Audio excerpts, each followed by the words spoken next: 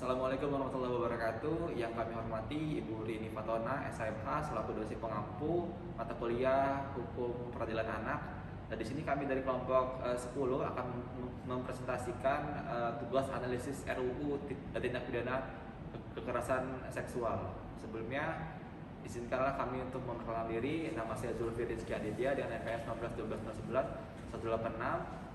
Samping saya Nama saya Putri Alina, NPM 191 dan saya. Saya Vincentia Catherine, NPM 19 520 11 037. Baik, di sini yang akan dijelaskan pertama yaitu latar belakang lahirnya RUU tindak pidana kekerasan seksual.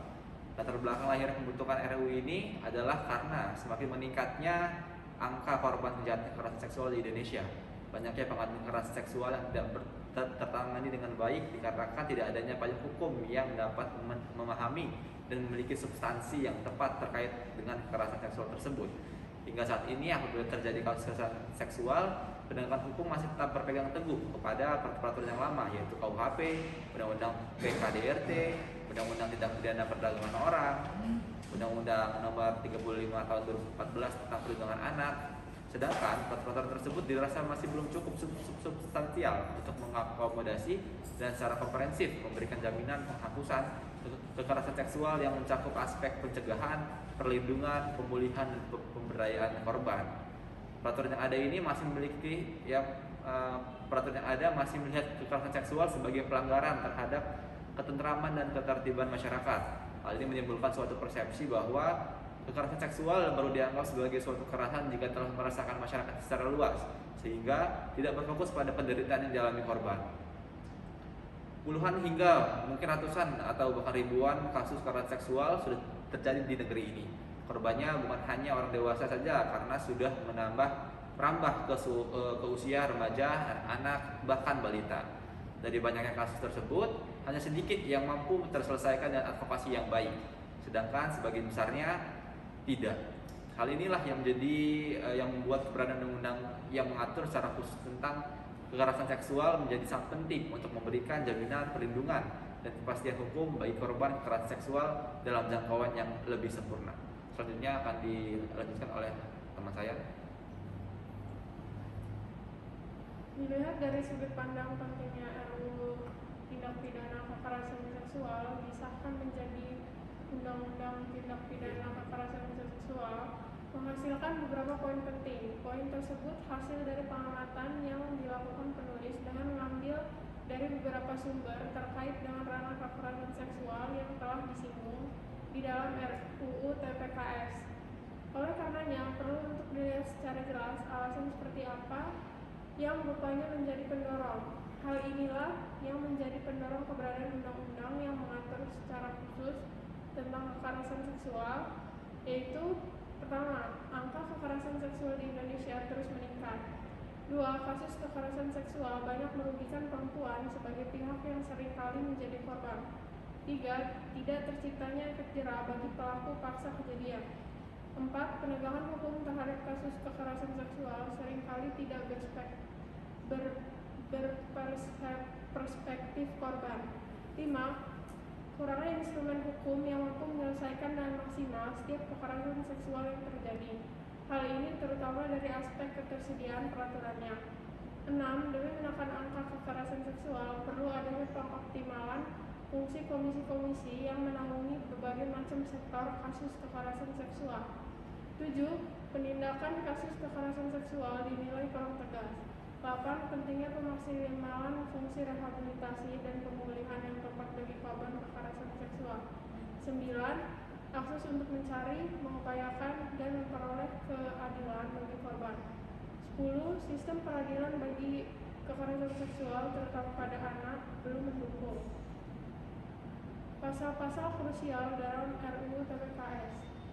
Di dalam RUU TPKS terdapat beberapa pasal krusial yang tentunya hal ini berpihak kepada para korban dalam kasus tindak pidana kekerasan seksual, antara lain yang pertama pasal 4 ayat 1, pasal 4 ayat 2, pasal 5, pasal 10, pasal 14, pasal 15, pasal 16, pasal 23, pasal 25, pasal 35, pasal 35 ayat 2, dan pasal 66 sampai pasal 71. Selanjutnya akan dilanjutkan oleh teman saya. Selanjutnya, pro kontra dalam RUU TPKS. Polemik muncul lebih tepatnya adalah dikarenakan ada pihak yang sepakat dan tidak sepakat. Selain itu juga pemahaman yang tidak sama antar tiap penerima undang-undang tersebut. Sejak 2019, memang RUU PKS sudah memberikan banyak respon baik positif maupun negatif, termasuk dari kaum perempuan sendiri. Salah satunya, hal tersebut berasal dari fraksi Partai Keadilan Sejahtera atau PKS di DPR RI. RUU TPKS tersebut tidak sesuai dengan norma ketimuran dan mengesampingkan nilai-nilai agama. RUU TPKS ini dinilai tidak memasukkan tindak pidana kesusilaan secara komprehensif yang meliputi kekerasan seksual, perzinahan, dan penyimpangan dalam seksual. Padahal hal ini merupakan esensi penting dalam pencegahan dan perlindungan korban dari kekerasan seksual. FPKS telah mengusulkan dalam RUU TPKS harus disesuaikan dengan RKUHP, terutama berkaitan dengan norma larangan perizinan dan penyimpangan seksual. RUU TPKS ini dinilai masih menggunakan tolak ukur pada masalah kekerasan dan ancamannya belum menjangkau tindak pidana perzinahan serta penyimpangan seksual sehingga tidak komprehensif. Padahal pengaturan tindak pidana perzinahan dapat diperluas dan diperjelas cakupan aturan perzinahan yang telah diatur dalam pasal 248 KUHP dengan menambahkan keterangan bahwa perzinahan yang dilakukan antara laki-laki dan perempuan yang telah terikat pernikahan ataupun tidak. Mereka juga menilai bahwa jika RUU TPKS berdiri sendiri tanpa adanya aturan hukum Indonesia yang melarang perizinan dalam perluasan pasal 248 KUHP dan larangan LGBT sebagai perluasan pasal 292 KUHP, maka RUU TPKS berisi norma seksual konsen yang berpotensi menghadirkan seks bebas dan hal tersebut tidak sesuai dengan nilai Pancasila, budaya, dan norma agama yang dianut bangsa Indonesia.